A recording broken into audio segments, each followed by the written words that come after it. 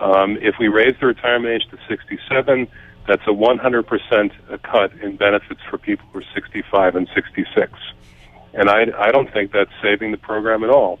But I think that what's actually happening is that the president honestly believes that what's happening here is going to put these programs on a sounder long-term footing, and he's not terribly concerned about the details. And, of course, the devil is in the details.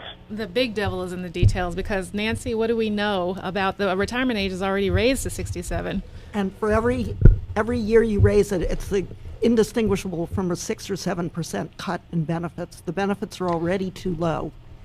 The American people know that, and there's a lot of Orwellian language, strengthen it by cutting it. But what the American people know is when they hear strengthen, what they see is let's make sure the benefits, these guaranteed benefits, continue and make sure that they are adequate to maintain standards of living. Damon? I call this the My Lai approach to saving these programs. In order to save them, they're going to destroy them. I think it's important in this conversation just to make sure that people hear one number, which is a number about the proposed cut to the cost of living adjustment, the chain CPI, or as my friend Gene Sperling refers to it, the superlative CPI. That's sort of like saying that death is a superlative illness. And that number is this, that even with the so-called safeguards built into the president's proposal, what they have in mind for an individual who lives into their 90s, which is, of course, when people are at their most vulnerable, they're least likely to have any alternative sources of income.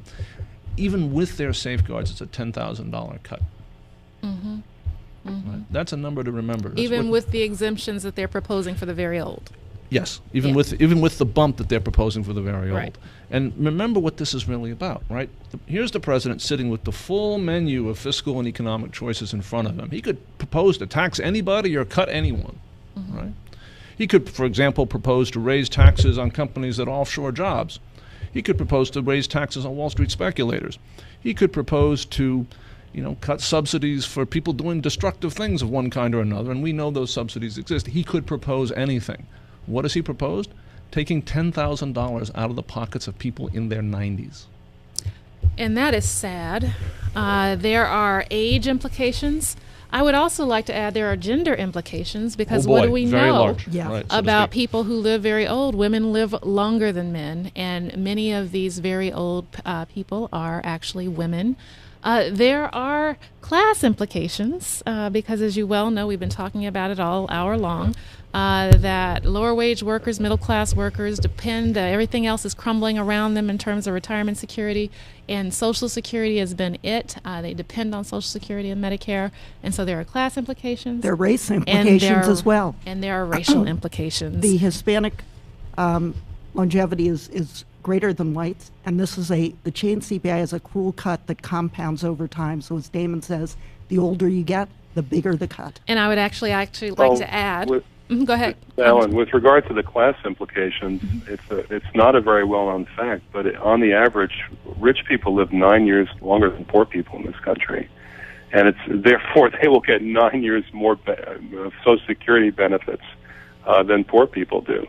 If you cut Social Security benefits, you're taking away from poor people what little they have, while the rich people will continue to rake it in through the fact that it's guaranteed to everyone. Indeed, it is a transfer of Social Security wealth from the poor or working class to the wealthier class, upper half of the income distribution, if you will. It's also, when you're talking about raising the retirement age, that's a transfer of wealth from lower income populations to higher income populations, from people who work with their bodies to people who work in white collar jobs. All kinds of transfers take place, but we have to understand that these proposals aren't just fairy tale. There are real implications that hurt the bottom lines for populations not only of today but of tomorrow.